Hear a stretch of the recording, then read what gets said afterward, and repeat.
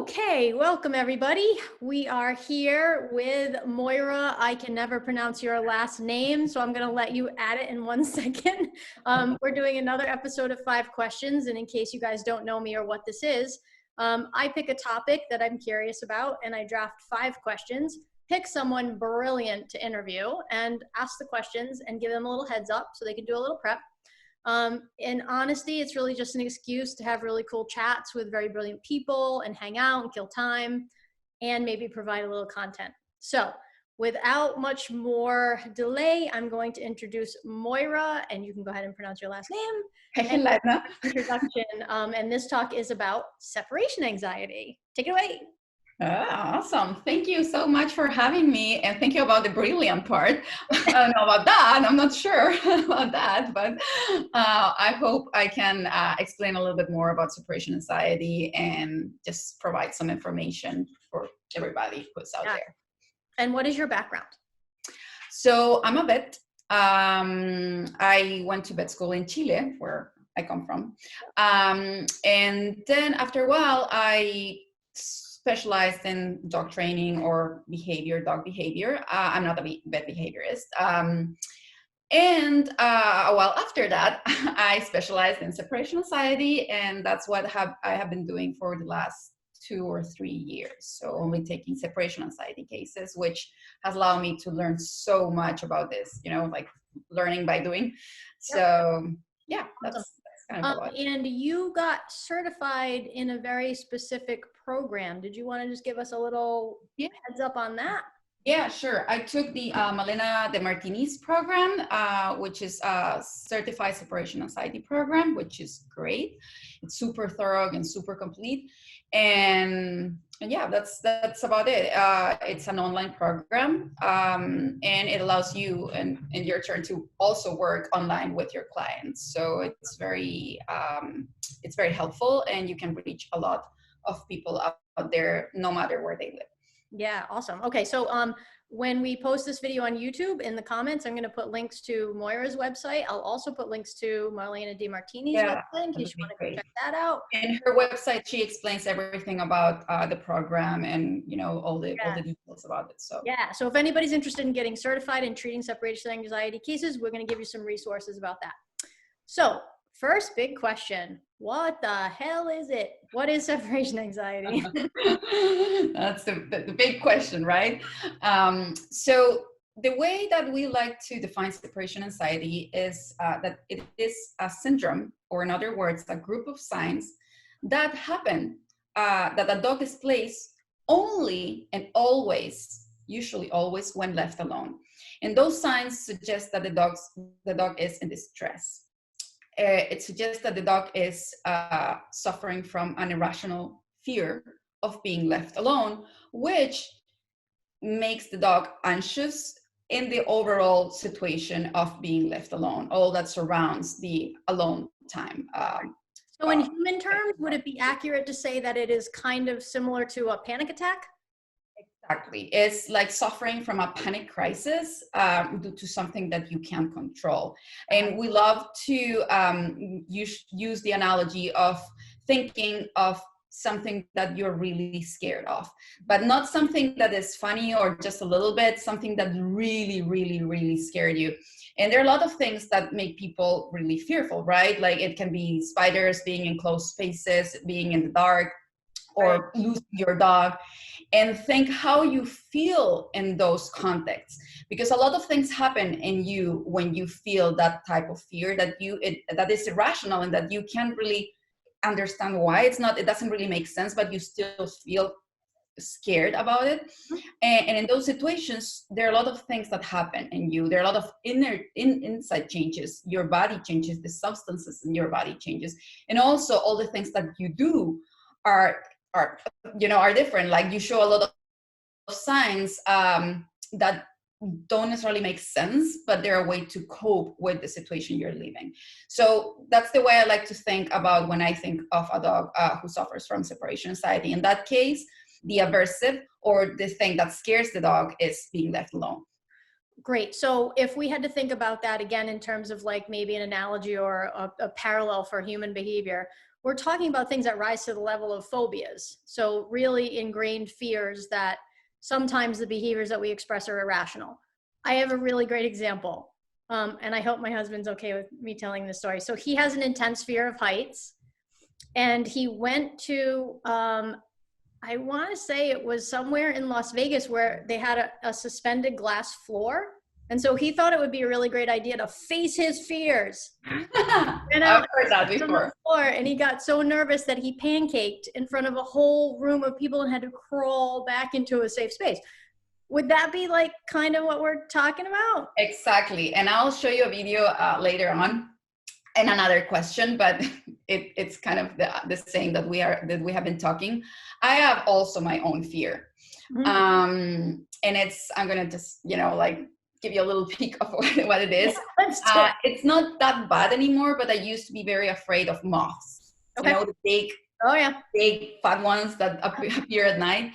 And it's ridiculous. And I know that it's ridiculous. I know it's irrational. They are like the best beings in the whole world. They don't do anything. They're so good, right? But I just couldn't handle it. I just can't cope with it. I have to run away. I have to throw things. I have to call someone to please save me and take it away, but please don't kill it because it's not its fault, right? Don't kill anything, right? So it's basically that. It's a phobia. You can't handle it. You don't know how to handle it. So you do things to cope with the situation as best as you can. Perfect. I think that's a great answer. And that is really awesome to go right into our next question. Before let me interrupt you just a second before we go to the next question, because I have a little video that will show a little bit of how separation anxiety looks. We will go through other videos that are gonna, further explain and show how it looks, but this is just a little preview of it. So, can you see okay? Yep. Perfect.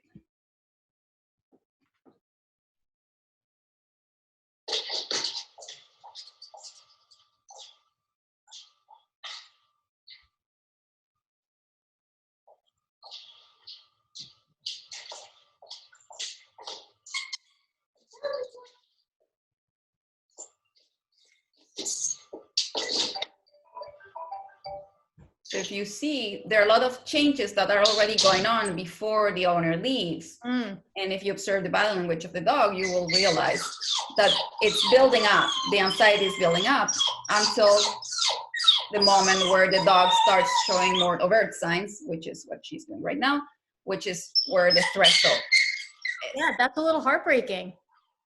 It is. Yeah.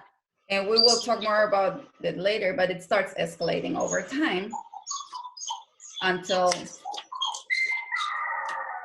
starts howling. Yep.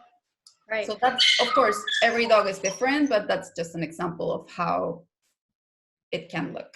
Yeah. And then we have this, I think there may be a little bit of struggle for humans too, because our situation or our observation of the situation is like, nothing's happening to you, dude. Like, you're just home. Here's your toy. You got walked. You did all this stuff. Like, you should be okay. And we think my dog is just like completely just like irrational reaction to this. And so I think it's important also just maybe to let people know too that we don't get to say what's scary and what's not scary, right? Our dogs tell us what's scary and not scary, and we really need to honor what they're trying to communicate. Exactly, you said it very nicely. And if you come back to the same example of your husband or me with my moths, it's the same thing. You were there telling your husband like, hey, like nothing is going on, you're safe, you're not gonna fall, look, and you're jumping. People standing right there. But he can't listen to you at that, and that he can't hear you. It's not possible for him to. He can understand what you're saying, but that doesn't change how he feels. Yeah. And so it's just an individual thing, and you have to really honor and empathize with what the other person in that case or with the other animal is suffering. Yeah. Or experiencing. And as our verbal behaviors don't work with each other, they truly do not work on our dogs. you're going to be okay. Exactly, right?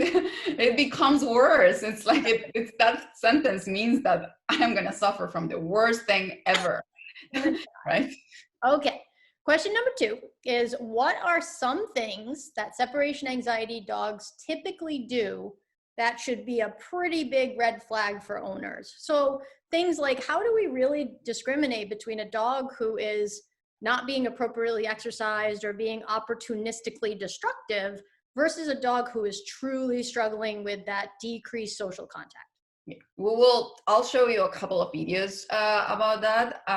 It's a long answer and we have a lot of things to go through. But the first one is that when you have a dog who suffers from separation anxiety, that dog is going to show signs every time that he's left alone.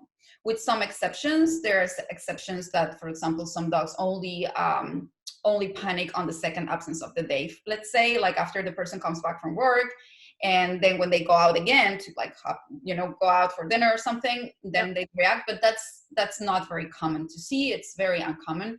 The common trend is for a dog always to show signs every time they are left alone. So it's consistent. That's the first thing it should be a red flag. So consistent responses is the first red flag. Because if you're panicking about something, let's say, my moths, it's not that some days I'm going to be less scared than others. It's just every time that I am exposed to my phobia, basically, I'm going to react the same way because it's scary, right? It's always scary. Yeah. So yeah, that's the first thing. Great. The second thing that you should pay attention to is that it usually, and this again, we're talking about dogs, it's not mathematics, right? So it can change and we have to adjust. Yep. But usually the signs will be shown within the first 30 minutes of absence. So the threshold, the moment where the situation, the stimulus becomes aversive to the dog, mm-hmm. that point is usually going to appear within the first 30 minutes. Good, that's a great tip. So usually if you see signs happening with a dog that has, been left alone for 6 hours, and you only see signs after 4 hours, you may think that there's something else. Either the dog is bored, either there is a lot of stimulus going on outside just at that time of the day, different things that could be going on. The dog needs to go to the bathroom, it has been too long, etc. Right. And the third main thing is that if it's separation anxiety, it will escalate over time. So once the dog reaches that threshold, the dog won't be able to cope with the situation and come back to baseline unless someone is back. So unless the aversive stimulus is taken away, and in this case, the aversive stimulus is the absence. So until someone is back, the dog is not going to be able to stop anymore.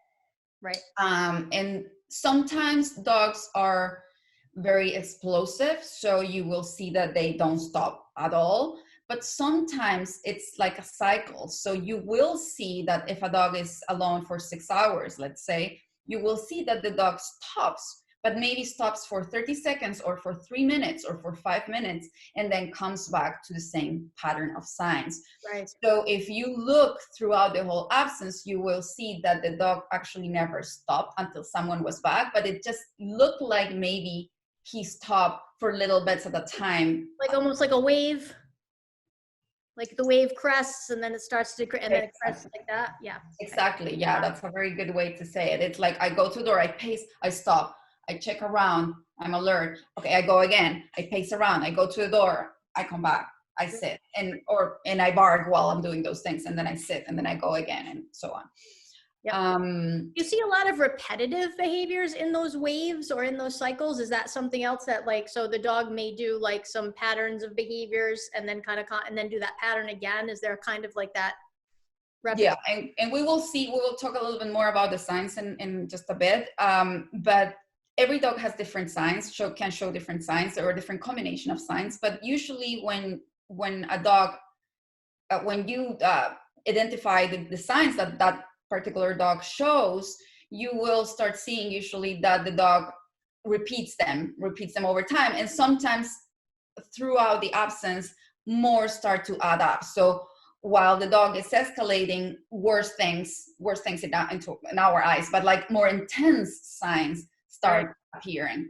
But it usually repeats. It's like I bark, I go, I come back, and then maybe a while after I start like licking myself or, you know, hurting myself. Right. So the more desperate they are for relief, the more behavior increases to try to get to that relief. Exactly. It's like the video that I just showed you. So at first the dog would pace and would whine and would scratch the door and bark, and then would pace and do the same thing. I caught it because it was long, but you know, the dog would go back and forth, and then it started getting the barking, the vocalization started getting higher and higher and higher until the point that the dog started howling. Right. And that shows you that the intensity is increasing, because it's just it needs to go farther and farther and farther. Yeah. Now, one video that really shows what I was explaining before about the escalation, about the within the 30-minute frame, is this one that I wanted to share with you.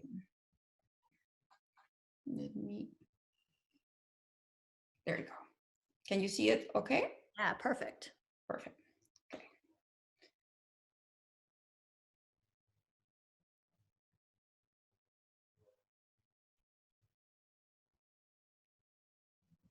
It has volume, just she's in silence now.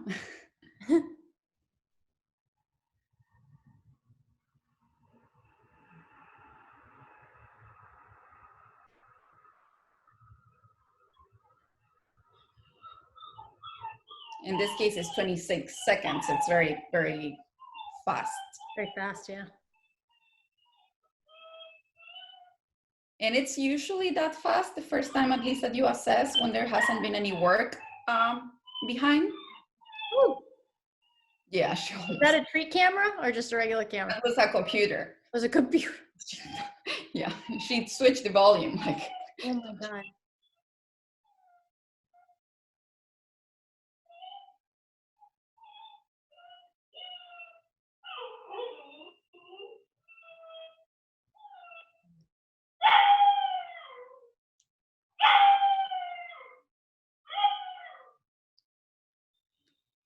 And that's 11 minutes. And we did wait that long just because she was already being left alone. So usually when it's a dog that they haven't been left alone for a while, you don't go that far. Yeah. She was being left alone. And also because she did have those cycles. And sometimes, and when you assess, that's the only time that you allow the dog to go over threshold. You don't want to have the dog over threshold after that, and when you're implementing your plan, your V-mode plan. But in this case, we wanted to make sure that she wasn't going to settle, you know, and because she's a puppy and she could be adapting to the new house, she hadn't been there for a long time. So we wanted to make sure that those cycles were actual cycles, and not really just the tendency to start, okay, you know, I'm just going to cope with this and I'm just going to relax and wait. Right. So that's why we waited that long. But you can see that she escalates over time, and then she didn't stop until the owners were back. And how long was that absence in total? It wasn't, I don't quite remember, but it wasn't too much more than 11 minutes. It was, let's say, 15 minutes, because it started escalating more and more and more and more. So we knew that it wasn't going to stop. So yeah, that's when I called them back. And the other thing I wanted to mention about the question, this question, is that once we know all of those things that we already talk about, we do have to pay attention to the signs. And something that is important to know about the signs is that, as we were talking, they don't necessarily follow a rule. So there can be a lot of different kind of signs, and each dog is different. Some dogs can show all of them. Some dogs can show just one. And it doesn't follow any kind of rules. So it's important to don't say, oh, you know what, my dog doesn't suffer from separation anxiety because she just does this particular thing when I'm gone. And without really, you know, because you have heard that if a dog has separation anxiety, it has to bark, eliminate, and destroy things. Those are the most common ones, but you can find a lot of other things going on there. Mm-hmm. And that's why I wanted to show you 2 more videos on this section. I don't know what I did. I'm sorry. I'm gonna fill in for a second. So obviously, I deal with behavior cases as well. And I think one thing that we can talk about too is a lot of times I will get called, and when they fill out the intake form, the first thing is, my dog has separation anxiety, I'm sure of it. And so when we go down and do some assessment, some question asking, reviewing any video if they have it, it actually starts to turn out that some of these dogs have never been appropriately house trained. There are many, many, many, let's say their house is a target-rich environment for destruction, and they're not getting exercised appropriately. And so we see all these things that if you just look at it very quickly, could look like the dog is suffering. But when you really break it down, it's more about the lack of training in other areas that kind of put this profile together. Exactly. And I think we're going to talk more about it somewhere. I think in one of the questions, the upcoming questions. But yeah, definitely. That's a big one. It's just, there can be a lot of things going on, and not necessarily they have to be separation anxiety. And actually the next video after this one will show you a little bit how we make the difference. Excellent. And how we realize of the difference. But this is about the science. So let's watch.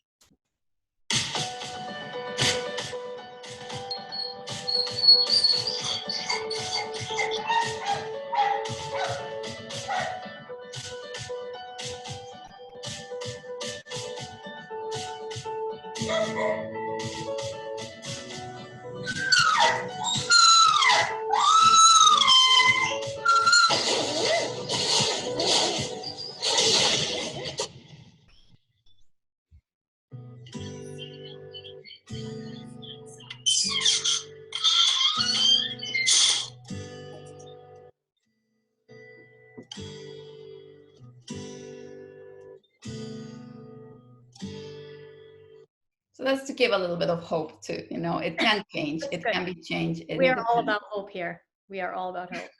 So yeah, so that was really amazing to see. I think that, well, maybe we should do another one on confinement anxiety. Like, we won't maybe go into that one. So I'll steer clear of the crate stuff for now. Okay. But I have a few other videos about crate too. So we will explore that subject a little bit more in one of the next questions. Just a tiny little bit, tiny. All right. So, question 3 is what? Oh, wait. Oh, sorry. Okay. One more video that I wanted to show you about this question, because yeah, there are plenty of signs, and we talk about, like different combinations that can exist. But one of the common denominators is that when these signs are going on, and that answers kind of what you were saying before about some dogs are doing these things, but it's not separation anxiety. Yep. What the common denominator of this is the body language. So these signs aren't happening having fun. They're happening corresponding to a body language that suggests distress. So that will take us to how to deal with it in one of the upcoming questions. But I really wanted to show you a parallel between different dogs doing different things, so you can see how different does it look. And it's not, because sometimes you may think, as an owner, like, okay, but how do I make the difference? Like, how can I tell if this is separation anxiety or not? Well, when you start watching videos, you start seeing the difference. Even if you're not an expert, of course, an expert is required to truly help you, but you can still see a big difference if you start reading the nuances of the body language of the dog. So let me show you this short little video.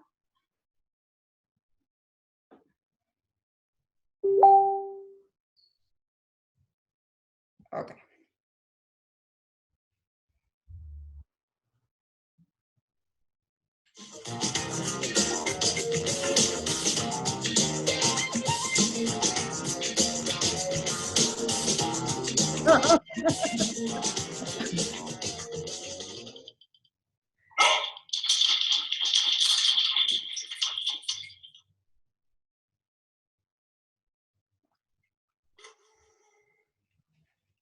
Webinar.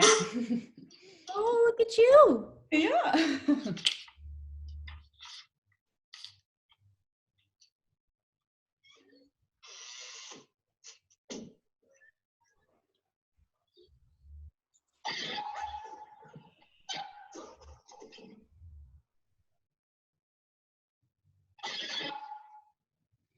So it's pretty clear, right? The difference Yeah. between. So let me take a shot at it. So what I'm seeing is one dog who is energetic, is able to stop running when he needs to stop running, is kind of rolling around in some feathers. So there's like A blast. scenting stuff.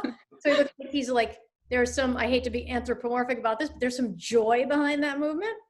Versus There's definitely joy. I'm sorry, but there is. and for a Frenchie, he was fairly loose because, you know, Frenchies tend to be a little compact. But as compared to the Husky, who you could see the stiffness in his hocks, you could see the very still and like tense body movements and the very repetitive and rigid kind of scratching at the door. So that's what I saw in those two videos. So that would be really important for an owner to be like, oh, but actually, let me also say this: you really need a camera. That's it's going to be part of our next definitely. Yeah. So let's jump into generally, you know, what does a treatment plan look like? What can people kind of get prepared for if they do find that their dog is struggling and they've had the assessment and now we're going to like kind of like start down the road of helping the dog? What does that look like? So if we find out that that dog is suffering from separation anxiety, the way I like to say it is that we have to pay attention to three main aspects. I like to call them, and I always pronounce this word wrong in English, so please correct me. It's I like to say that there's three pillars or pillars. Pillars, yep. And Mike always bullies me about this word, but that's why I don't remember it. Subversive. Playing tricks with my mind. So there are three main pillars of the treatment of separation anxiety. The first one, and they're all equally important, the first one is the management of absences. This means that if you have a dog who suffers from separation anxiety and you are implementing a dog training program, while you're doing that, you have to stop leaving your dog alone. That doesn't mean that you have to stay with your dog the whole day and just quit your job, or it doesn't mean that your dog has to always be in his house while someone is with him. It means that that dog has to be always with another human, with a human inside. And it can be in his house or it can be somewhere else as long as he feels comfortable. Now, why is this so important? Because it's like every time that you say these words, it's like, okay, but no, you know what? I love this method, but I just can't follow it. It just doesn't work for me. Well, it's not that if it works or it doesn't work for the trainer. It's needed because if you have a phobia, and let's come back to my moths. If you have a phobia and you are working with a therapist, let's say I am going to a therapist to work my fear of moths, and that therapist is showing me moths slowly from lower intensity to higher intensity, and it's just letting me, adapt to it, and I'm doing great progress. But I live in Costa Rica, in the middle of the jungle, and every night after my therapy, I come back home and I have to take 20 moths away from my house so I can go to sleep. Do you think I'll really overcome my phobia? Probably not, right? Because I am being exposed to my worst fear on a daily basis. And at the same time, someone is telling me, no, don't be afraid because I'll show it to you in a very, very low increments.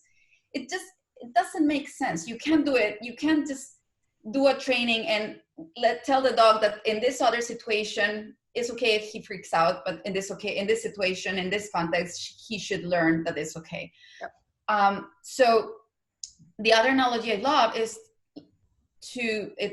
basically if you have a boat and the boat has a hole in the bottom and you're trying not to sink, you're taking water out of the boat with a bucket, but you don't repair the hole that is in the bottom, you will never really take all the water out. You will sink eventually. Yep. Right? So you need to repair that hole first so you can then take all the water safely and you can stay in that boat. And if you don't repair the hole, you're in a constant state of panic that your boat's going to sink. Exactly. So that's, exactly.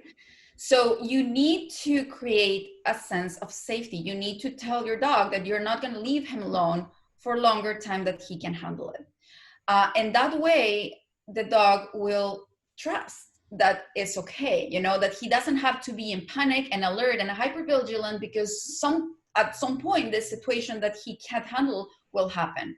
The dog will know that everything is safe. And when you start working on it, it will be okay, because it will never go over the dog's threshold anymore.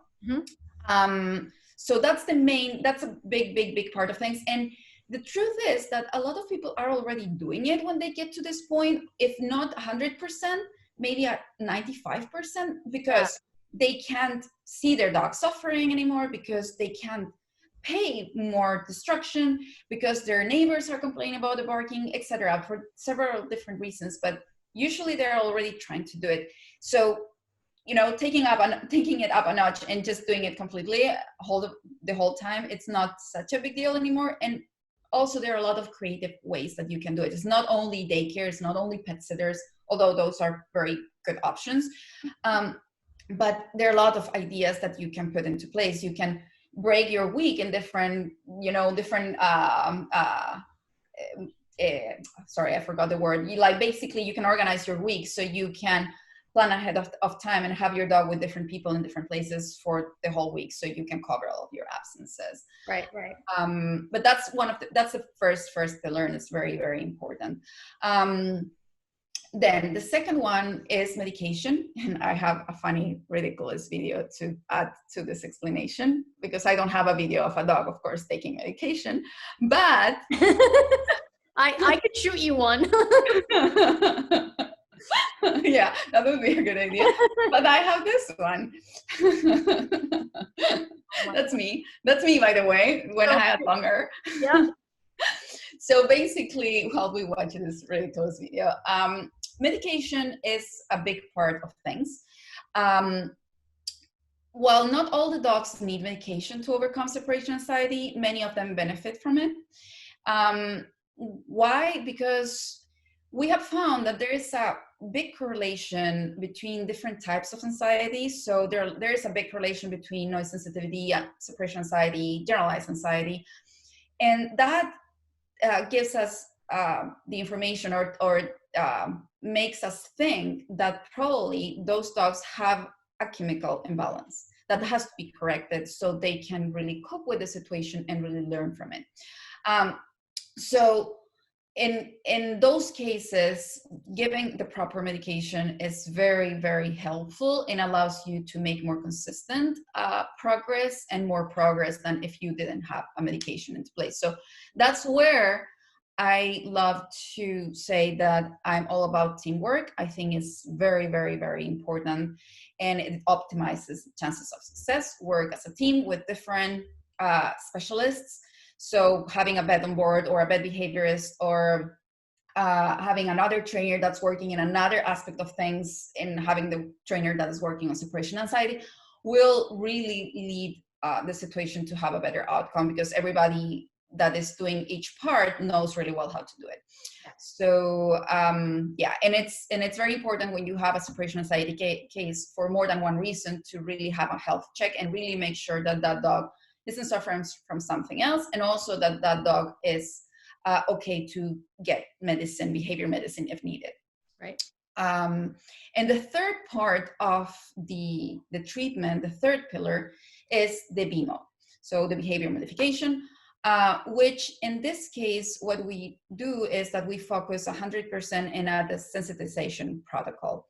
So we don't do operant conditioning, which what I mean with that is that we don't ask anything to the dog. We don't do training sessions where we ask things to the dog to reinforce them or reward them afterwards. Like, for example, an example of that would be, go to your mat, stay there, I'll go out, I'll come back, and I'll give you a treat. Why not? Because of two main reasons. One is because at some point, while you increase your duration, that behavior is going to cost too much for the amount of or for the intensity or level of reinforcement that you're giving. So it's not sustainable in the long run. And second, because when you are doing operant conditioning, that actually I love in many other situations, but not in this one, it's very helpful and useful, of course. But what happens is that when you're doing it, you create that sense of alertness and readiness. Like, I'm ready to work. What do you want from me? And it's very easy to go from there to escalate into anxiety in a dog that suffers from a problem like this. So what you want to create is the opposite, is a sense of relaxation, of I'm just going to take a nap while you're doing this thing. And that is achieved very nicely using 100% of a desensitization protocol, which in this case, what it is, and I'll show you a video because it explains it much easier, because otherwise it's going to get too complicated. It's basically sessions of a certain amount of steps that work on a different intensity going to the door and leaving. So in different stages of going to the door and leaving. And that in the last step they have the longest duration that is always under threshold, and that progressively starts increasing over time. And now the other thing that we don't use, and I'm going to show you the video, I'm going to prepare it. Well, I'll tell you the last thing we do, that we don't do, I'm sorry, is that we don't use food toys. That's like a big thing that, you know, like a lot of people recommend when you're having a dog with separation anxiety. And the reason why we don't use food toys, or in this case, we could call it like counter conditioning, or we could call it maybe, you know, a classical conditioning, is because for one is that many dogs don't eat it when they're alone. And not only dogs with separation anxiety, many dogs suffer from anorexia when they're alone. Second, because it also creates that sense of readiness, right? I eat. When I'm done, oh my God, I'm alone. What do I do now? And third, because in many occasions it's just a distraction. So the dog, if the dog eats it, the dog is not necessarily having a good time. It's just coping with it. It's like when you eat a bucket of ice cream because you're nervous, because you're studying for an exam, but it doesn't make you necessarily feel better. You're just trying to cope with the situation. So it becomes like a delay. So they're just delaying the panic attack. Exactly. So usually what it gives you a false negative, because what you do is that you see the threshold much later on into the absence, but it doesn't mean that the threshold was actually there. It means that the dog was eating before, so that's why he didn't really display all the full signs of distress. And also some dogs actually show signs, and you will see it in a video, show signs while they're eating anyways. So that tells you that they're not necessarily having a good time. So if you create this sense of relaxation, it's much more effective in the long run, because the dog is going to learn to nap while you're gone. Could you use the food toys further on in the training as like a metric of relaxation and engagement? So like if you have a dog that's completely anorexic when they're in panic mode, and they're not engaging with food toys, if you're a little bit further on in the training and you're trying to actually measure or gauge relaxation, then that puzzle toy that they didn't necessarily engage with at first, and then 10-15 minutes in, they go and sniff it and push it around and maybe give it a few licks. Is that something that you could use to say, oh, actually, you know what, that's another sign of progress, that the dog was relaxed enough to engage? You can add toys when you have accomplished more than an hour of absence and everything is going well and the dog is not reacting. So you could, if it's a puppy, if you think that the dog is going to benefit from it.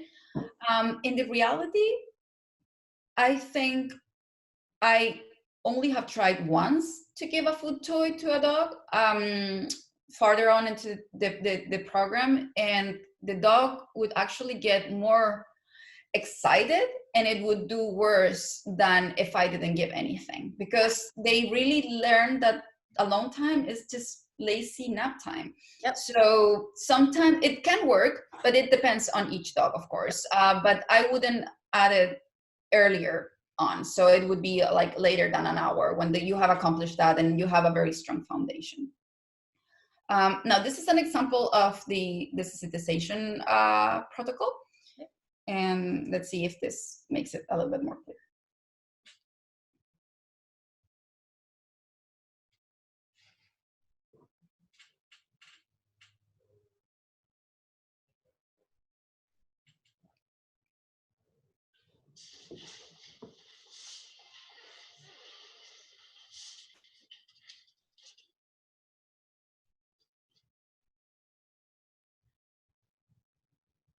Of course, you can have cameras, right, all over. But this is an example with just using your own devices and Zoom.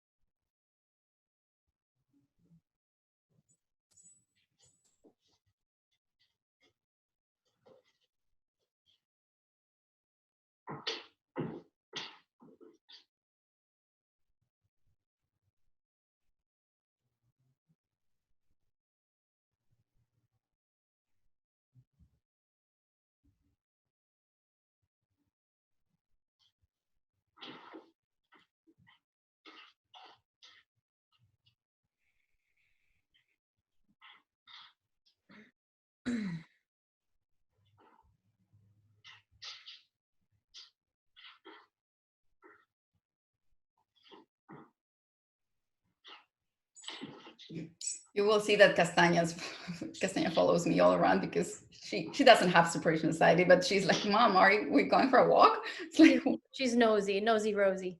yeah, exactly. She doesn't understand why am I doing this weird thing? So.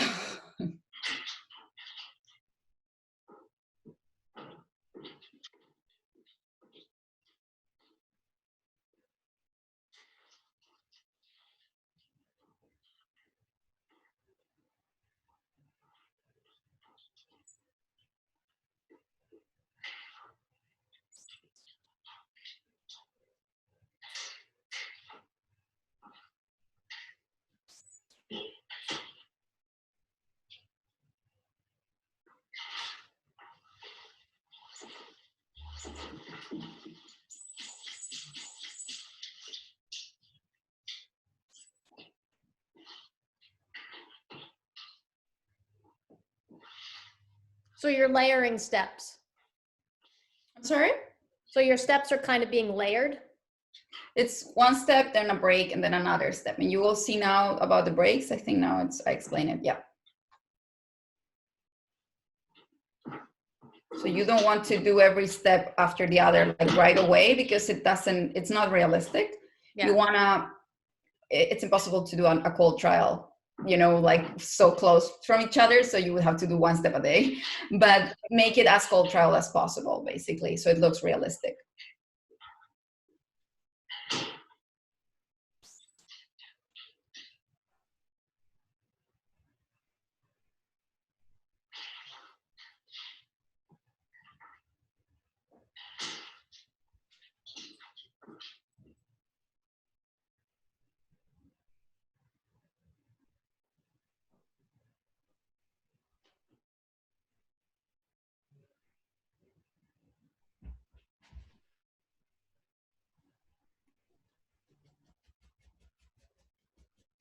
That's my old website. That's my Spanish website.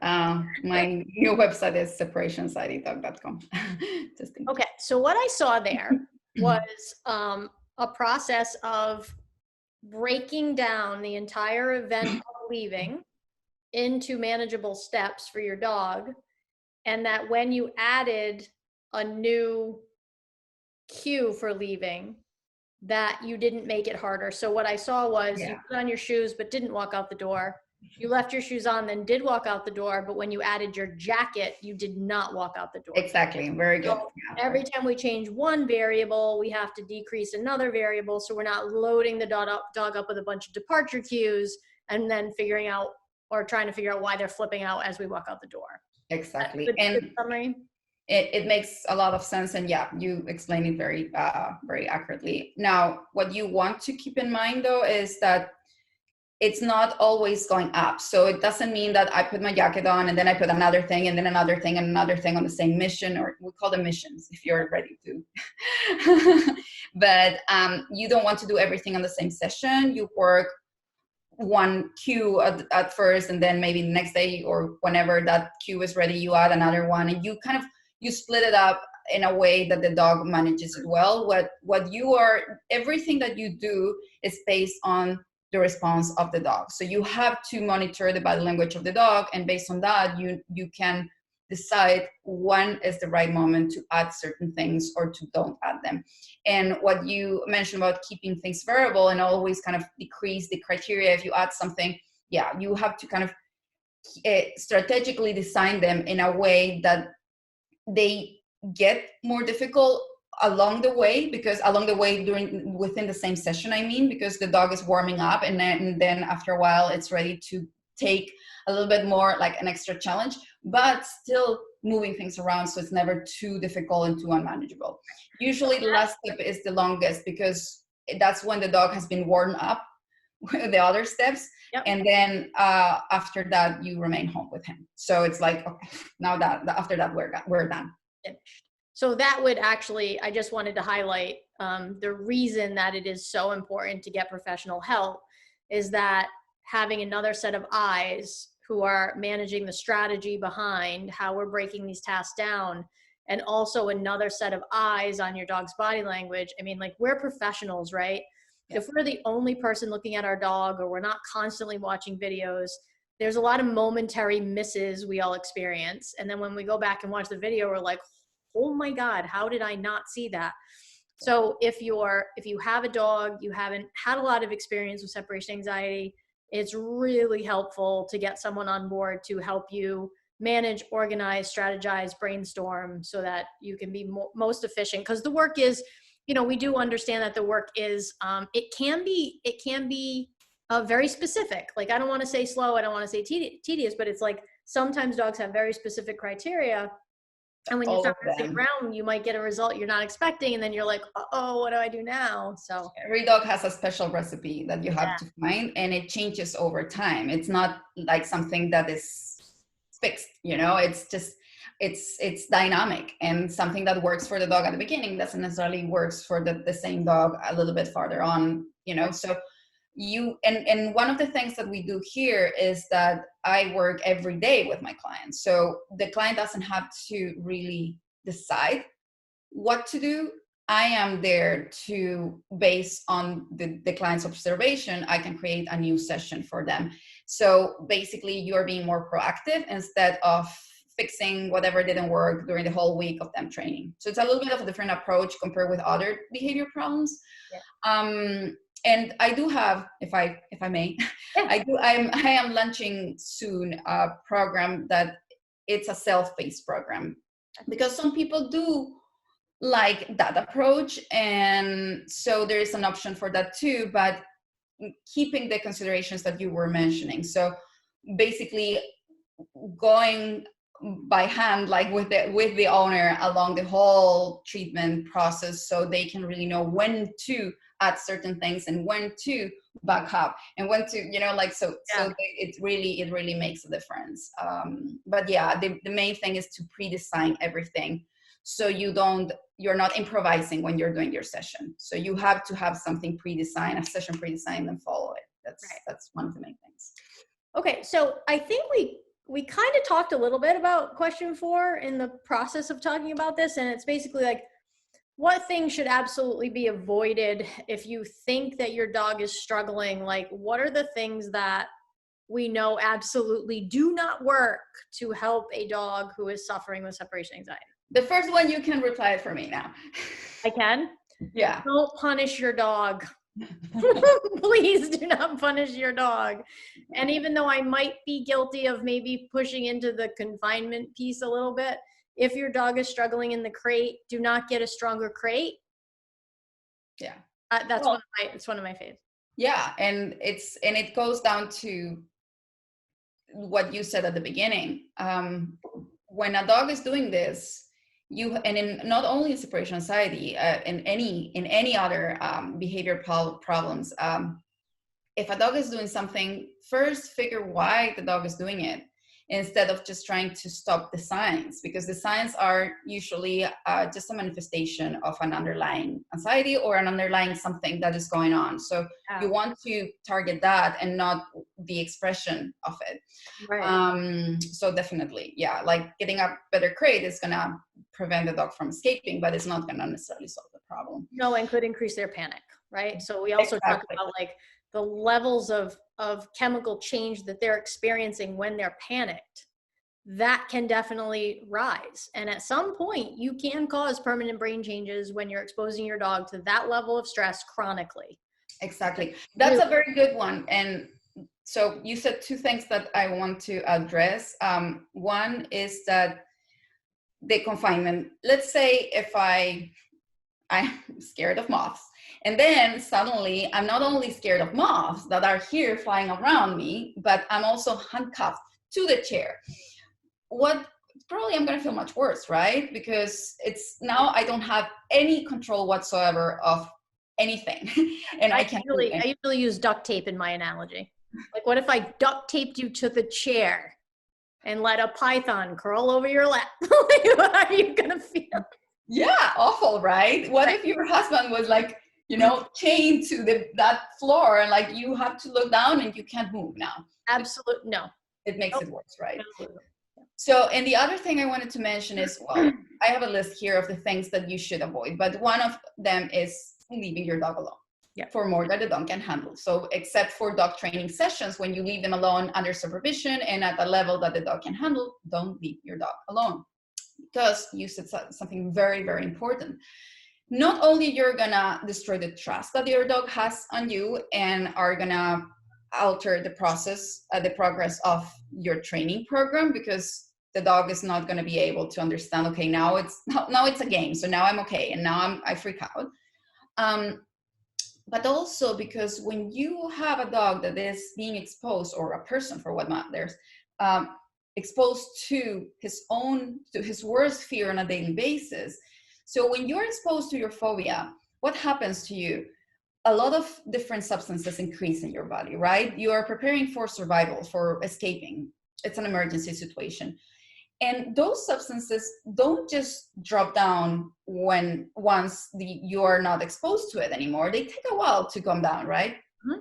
And if then you are exposing someone to that fear or that stimulus on a daily basis, what happens is that those substances can never go entirely down and they rise again. Yeah. And when they are always at a higher level, what happens is that other things start becoming a problem. The dog, the learning is inhibited, first of all, and also the dog can be prone to have many other diseases and issues because it decreases your immunity. So you don't want that. You want to create a sense of relaxation, of trust, and a base level, like a baseline that is comfortable for the dog. So then the dog can be open to learn and to make progress in whatever you're trying to teach him. And be healthy. This is not healthy. It's not healthy for them. It's not. I had a dog that I adopted with stress-induced colitis. That is not a fun thing. That is not a fun thing. No. It's really horrible. So we want to keep our dogs emotionally healthy so that they're most receptive to learning. And then just a shout out back to the medication, like you were talking about with dogs that have some chemical imbalances. Those chemical imbalances can impact how they participate in their own care, in their own BMOD, in their own life. So talking to somebody who can really walk you through or assess your dog and see whether they would be receptive to medication and whether that would help them participate, in a more calm and thoughtful way. Really, I mean, it's really good advice. I think a lot of people should. I just lost my train of thought. There are a lot of people who would do well to consider having that conversation with a vet or a behavior vet. And I know that as behavior consultants, we don't talk specifically about medication, but if you have a behavior consultant that says it would be worth your time to have that consult with somebody who could walk you through that process, I'd be good to go ahead and heed that advice. Because at the very worst, it's a consult, right? Yeah, and it comes down to teamwork. It's important. It's okay if we can't do, or well, I can, but I don't.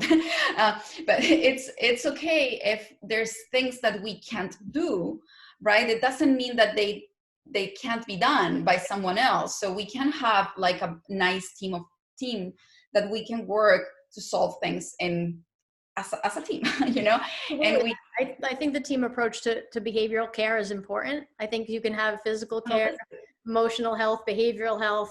You know, you can give dogs operant skills, like all of those things. We could all come together and help those Exactly. dogs It's out. an holistic approach, right? Yeah. And I want to say that, just so if other relates with, like, so in case other relate with this, I used to be against medication many years ago. I just, to me it was okay, if you're using medication, it's just because you didn't do the work, The work. like you don't know how to do the work. Yeah. And then my mindset changed, right? Because I started, working on separation anxiety, and I realized that the dogs that really need it and really benefit from it. But then another thing changed, because at that point I was like, okay, you know what? This medication thing is great, but it can't happen without B mode. It just can't. I won't give that dog this prescription if there's no B mode to be done.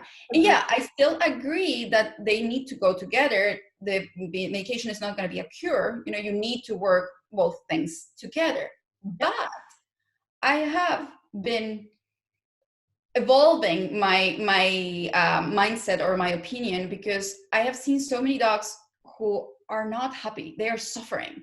So at that level, even if there's nothing to be done, even if the owner decides that they just can't do the training anymore for any reason, that dog will still be happier under medication than without it. I agree 100%. Like I honestly, it's for these dogs that are truly suffering with chemical imbalances, I'm going to go out on a limb from what I understand with the behavior vets that I've worked with, and from my anecdotal experience with my client base, that the dogs that truly benefit and respond to medication are better off on it than not on it, even if something else happens with the training. But the training thing's important. So I came up with an analogy that I think would be helpful. Medication is a bag of concrete. Okay. You are never going to get cement unless you add water. That's a very good one. The water is the B mod. So if you actually want to make cement, you've got to add the water to the concrete. If you don't, you can use the bag of concrete as a doorstop or a paperweight or some other thing, but you're never going to get cement. I love it. Can I feel it? Yeah, please do. I'll feel it. I'll give you credit. I promise. Okay, nice. Shout out, baby. All right. So coming back to the things that people should avoid. So first, leaving a dog alone. We talked about this already. Yep. The second big thing is to make sure they assess the dog in motion, because we have been talking about this, and that was a little part that we didn't mention before, but we talk about all of these videos and body language, right? And that we have to make the difference between the signs with certain body language to really tell what's going on. So in order to do that, we have to observe the dog in motion. We can't just see a picture. We can only base our decision in or discoveries in what we find after we come back home. The consequences, like the destruction, we can't only base our decision in our neighbors' comments that our dog was barking. All of those things are background information, and they're very helpful. But that is not going to tell you the ultimate truth. So assess your dog emotion, either recording your dog or with an online camera. Now everybody knows how to use Zoom due to this quarantine situation. So it's very easy to just put a lot of devices, have it in your phone too, and observe your dog while you're out. And then the other thing that if they suspect that the dog suffers from separation anxiety, beside the assessment itself, is to rule out other issues, to make sure that something else is not going on. There are a lot of things that can happen in conjunction with separation anxiety, and there are things that also can happen beside separation anxiety. Let's say, like, for example, one of them is noise sensitivity. I have had many cases where the dog has both. There's a high correlation. But I've also had cases where the problem wasn't only noise sensitivity. And it looks kind of the same if everything kind of fits together. So it was the day where that particular noise was there while the dog was alone, it looks like separation anxiety. Right. And then you can get surprises when you assess and you realize that it's not, and you start seeing little details here and there, and it just allows you to make your decision. Another thing that you need to rule out is confinement issues, and that's when we go to the subject we were talking about, and I have a video about that. But there is also a big correlation between separation anxiety and confinement issues, and that's the video that we're going to watch. A lot of dogs have both, and again, when you confine them, it makes it much worse. It exacerbates the signs because now the dog can't control anything. But there are other cases where the dog only has confinement issues. Yeah. And once you assess the dog free in the house, oops, surprise, the dog sleeps through the whole absence. I was going to say, I ran into a client that was convinced, absolutely convinced that the dog had separation anxiety and would self-harm in the crate. I asked one question. What did you find the dog doing when you came back? Sleeping in the sunroom? I said, great, okay, so, and then no other separation anxiety, like we talked about all the signs, because obviously it behooves me to do at least a very thorough assessment before I either decide to help them or send them on to somebody like you. And it was like nothing else. It was literally the crate, and they were crating the dog to sleep. So she would be up all night and she would sleep all day. She would be up all night panicking and then sleep all day. Like, even so, it wasn't, and it was confinement with the crate, confinement in the house, confinement in the yard, confinement. She broke out of the yard even when the people were home. I said, well, I don't think that's separation anxiety. Exactly, right? It's like, I want to get out. I gotta get out. And she have this beloved street dog too. I'm sorry? A beloved street dog who is probably not used to being confined in any way, shape, or form. Exactly. I had a client once, I don't remember quite well the numbers, so I may be lying, but the overall thing is true. So the dog had been, I think they had the dog for several years. The dog was like 7 years old. I don't remember if they had the dog for 3 years or more. But they have had the dog in a crate the whole time, suffering from this awful panic because everybody had told them that they needed to crate the dog if the dog had separation anxiety. The dog lost, I think it was about 10 teeth due to trying to escape the crate. So we did the assessment, and I asked her to do the assessment free in the house. The dog didn't have separation anxiety.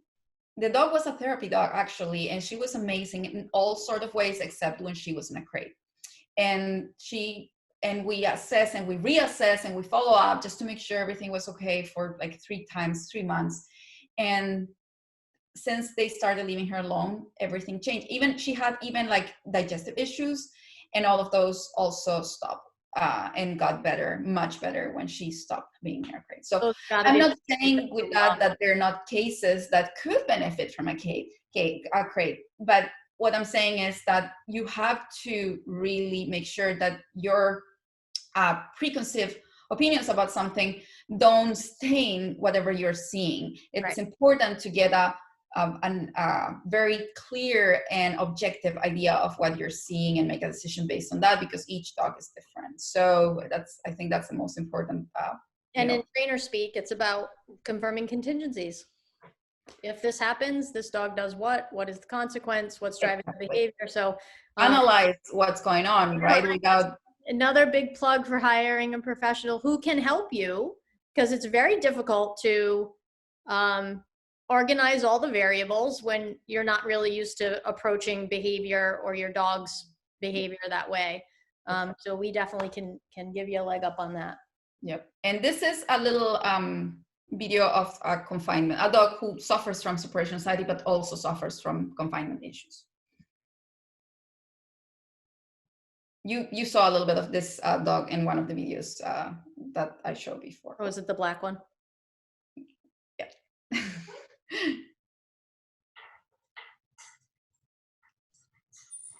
I'm going to move it forward a little bit because I think it's too long, but you will get the idea. So see, there's a Kong in there. Yep. And she is already licking her lips and yawning while the owner is putting her in the crate. Yep. She does eat the Kong at some point. It's a long absence. It's a recording. It's before the assessment. So it was just done by the owner. And she does eat from time to time, but at the same time, she does what you're just gonna see now.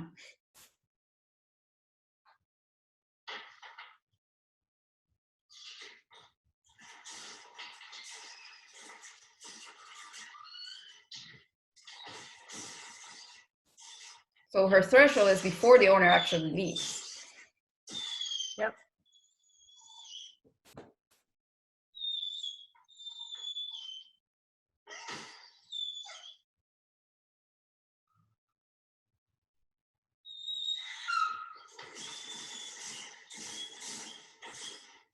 I don't know if there's, yeah, this is like a little bit later on.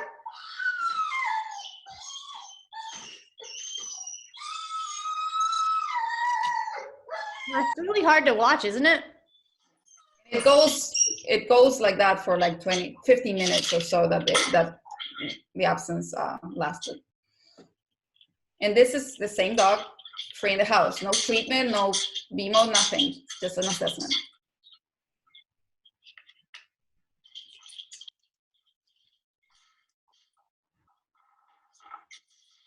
So her sign is destroying objects.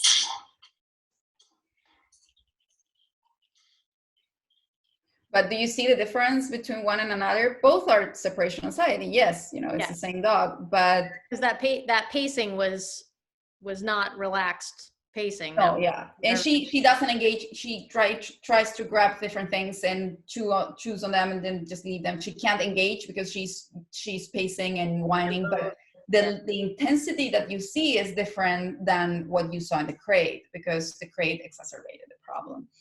Now the last thing let me ask you a tricky question. Yeah. I mean, aside from separation anxiety, let's say the dog considered the crate to be confining, but also considered the apartment to be confining. So like I've had a few livestock guardians that were like, yeah, not only do I not want to be in my crate, but I don't want to be in this house.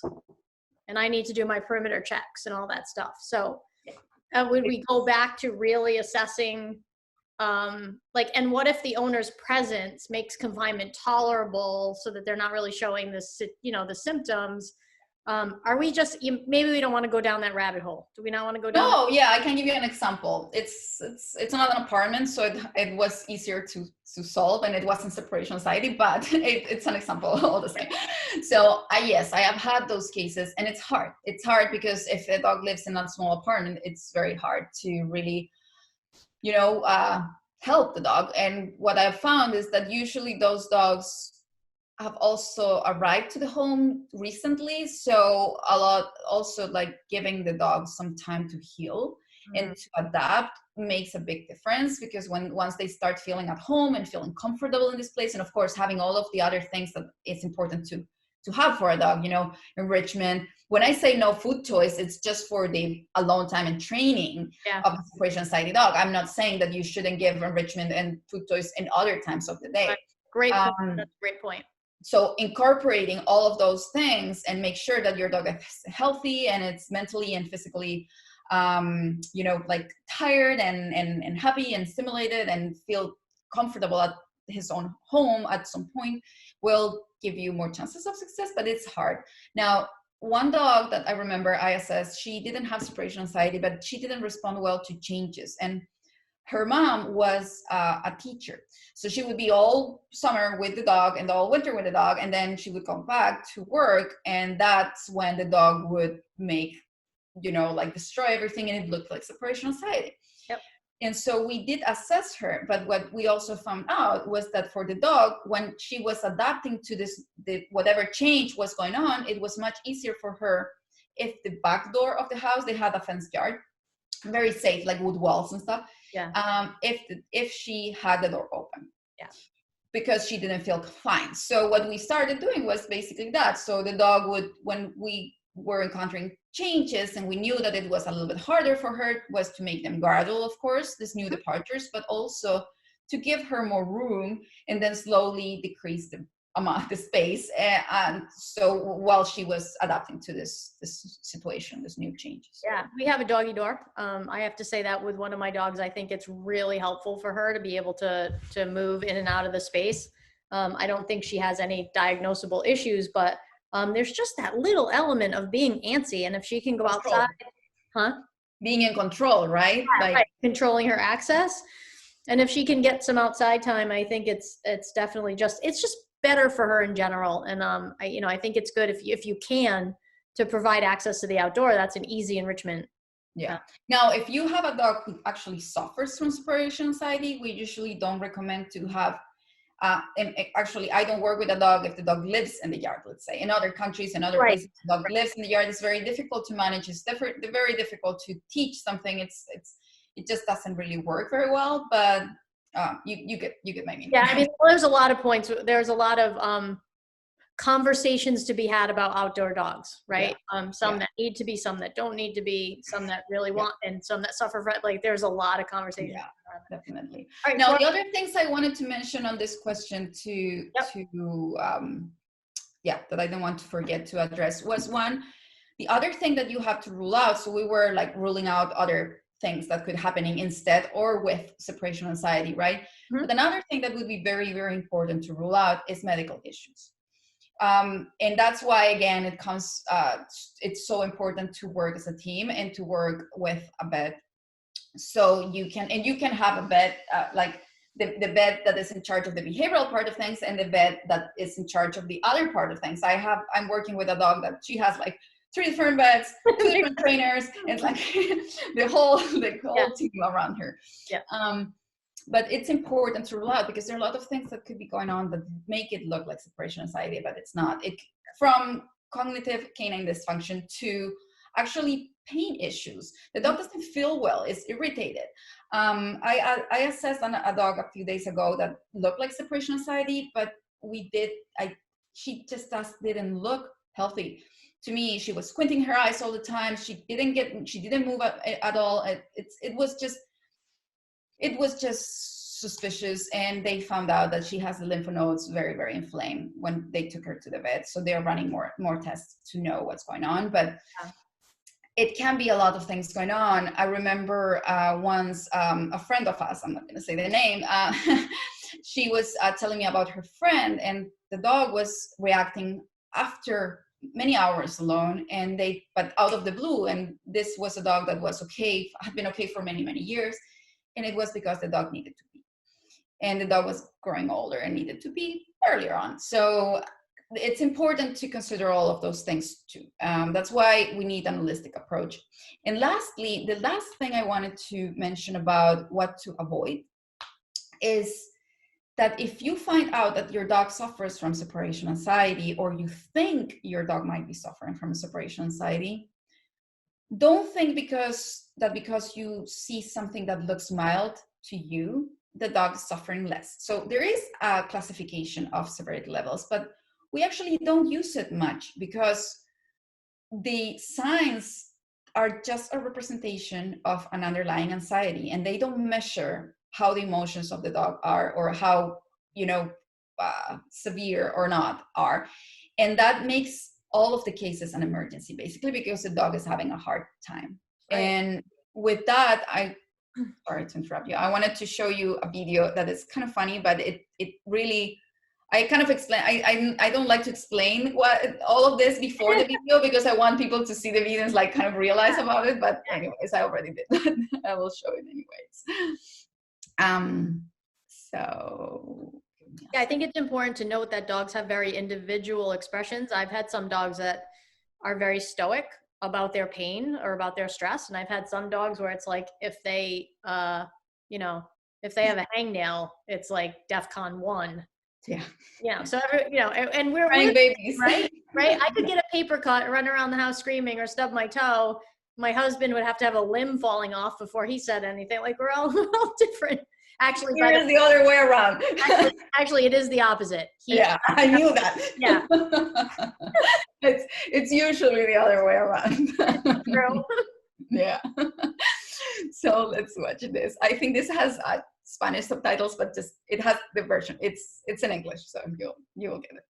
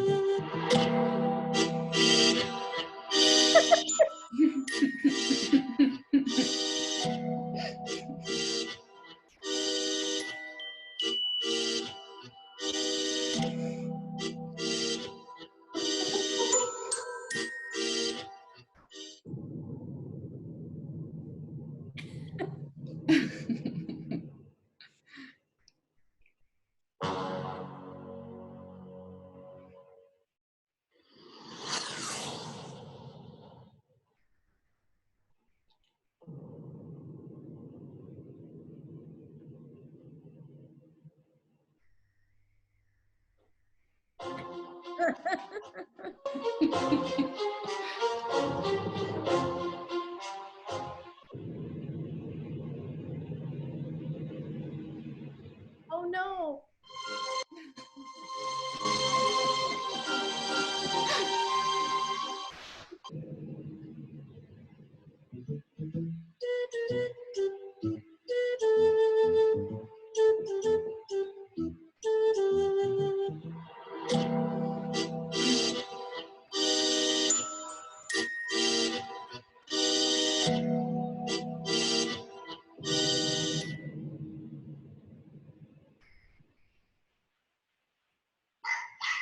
That's actually a dog of an assessment from an assessment. This one too. It's the husky. Oh yeah.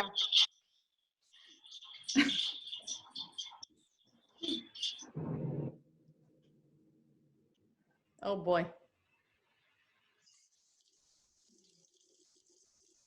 Oh, poor guy.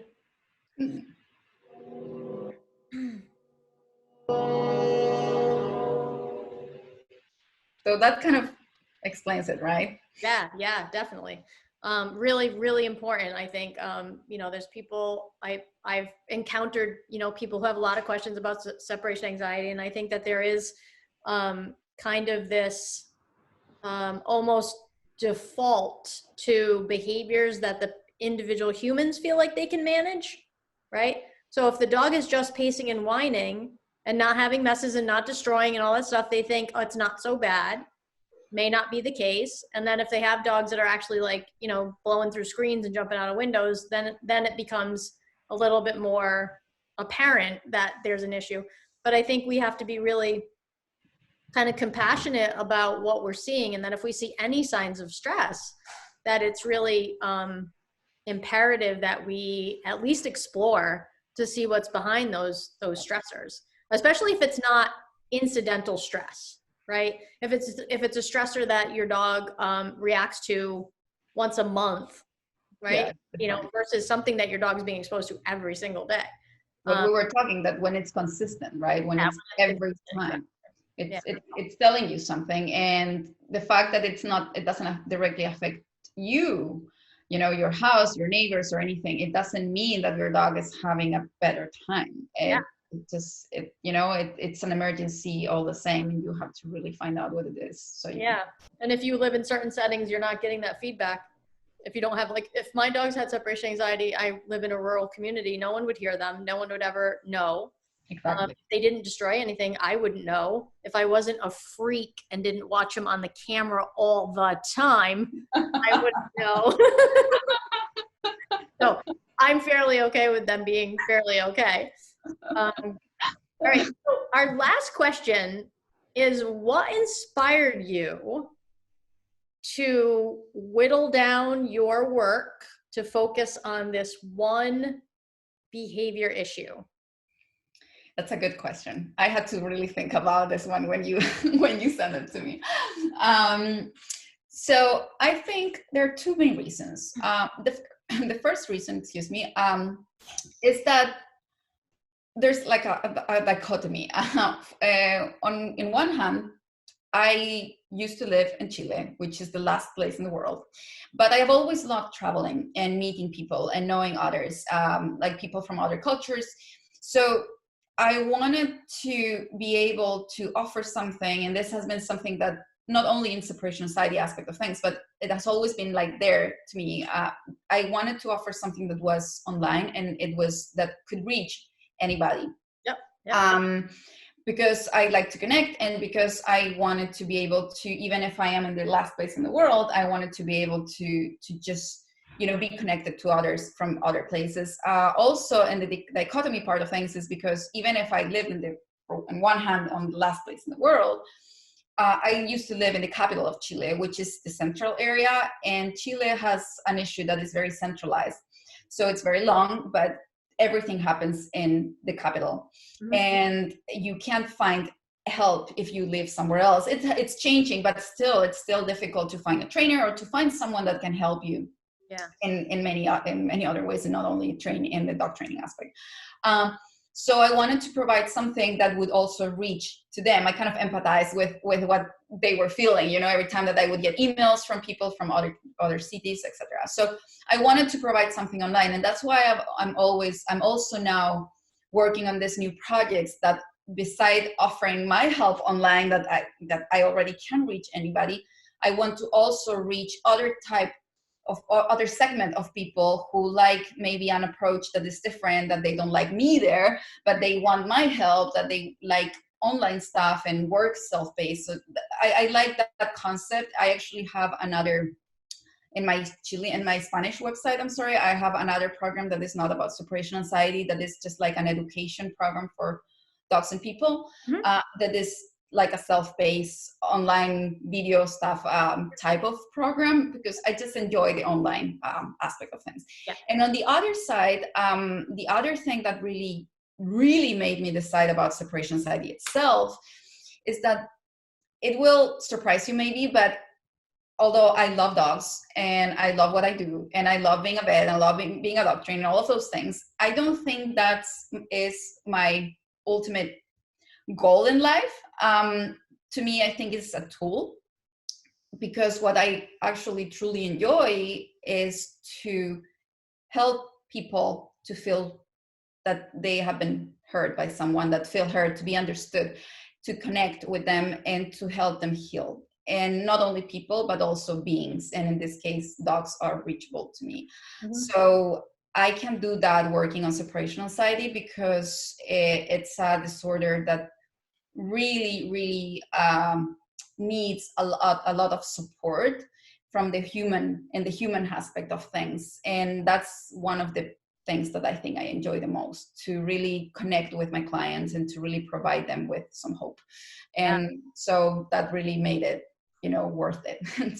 I agree with you. And, you know, shameless plug, but that's exactly why I decided to follow aggression, you know, follow the dogs with aggression, because I think that there is so much emotion. There's so much hardship when your dog is dealing with their fear, anxiety, and stress with biting. And I think that I can also make an impact virtually and in person with people, really exactly doing what you're saying, understanding where the emotion is, where the chemical changes are, you know, and believe me, I'm not a vet and I'm not a physiologist by any stretch, but I know enough to be dangerous, I like to say. People just understand, just through metaphor or analogy, kind of the parallels that their dogs are experiencing. So I think that's, you know, it's cool that everybody can find a niche, but we're all operating from the premise of making the world better by supporting the humans who are caring for the animals that we care about, right? Yeah, So like it all because we have evolved together, right? It's like we're connected, dogs and humans. So it's important to see them as a whole unit. Yeah. And also, I think that one of the things that are missing, and I hope this is changing, I think this is changing a little bit at the time, in the dog training and vet community, is that we think we get into it because we like animals, but we don't like people. And this is something I hear a lot in dog training community, but I also heard it when I just started vet school. I am here because I hate people. I think I also said it at some point, but I was very young. You're allowed to change your mind, right? But I think that that's not the truth at all. You know, we're here to connect with people because ultimately they are the ones who care for their dogs. And so we need to explore that part of things, that relationship and the empathy and you know, just our human skills. And I think I'm not good at a lot of things, but I think I'm good at that. And I think I maybe I'm not the best separation anxiety trainer, maybe I'm not the best vet, the best trainer, but I think I'm good at listening to people. And so that's why I'm here. We may have been separated at birth. Maybe. I feel the same. And I think I was blonde. This is fake. What's this? So I feel like when I do some mentoring for people that want to come up and do training behavior work, and when I ask them why they want to get into the work, if I do hear that sentiment, like I'm just really better with animals than I am with people, I usually try to get them to consider what that means, because in the work we really do. If you cannot help the humans to modify their behavior, then they cannot help their dogs to modify their behavior. It is connected so deeply. So I think if you really do want to work with animals and you need more time with the animals than with the humans, there may be a different outlet. I think there's a place for everybody. I can think like, being part of a care team in a zoo may allow you to be more animal heavy than people, but you still have to do it. You still have to learn communication, compassion, empathy, good observation skills. You need to make space for it all. So yeah. We live in a human world, right? And we have to, we are social beings. We need to communicate with each other, and, that's life. Yep. All right. Well, that was awesome. Love it. Okay. So, yeah, so we are going to post this video on YouTube, and we're going to have links to Moira's new website, which she's super, super excited about because it's beautiful. And to Marlena's website, which you can find her program, I believe, for the latest edition of her book. And if anybody has any questions, feel free to get in touch with me. I can send you out some resources. I also do some of this work as well. So if anybody needs anything, you know where to find me. Yeah, awesome. And then maybe we can do a follow-up on just specifically confinement or something like that. I'm very easy, so just let me know. I'll jump in. That's great. Okay, thank you so much for being here. Thank you for the invitation. I love it. I had so much fun. So. All right, we'll talk soon. Bye.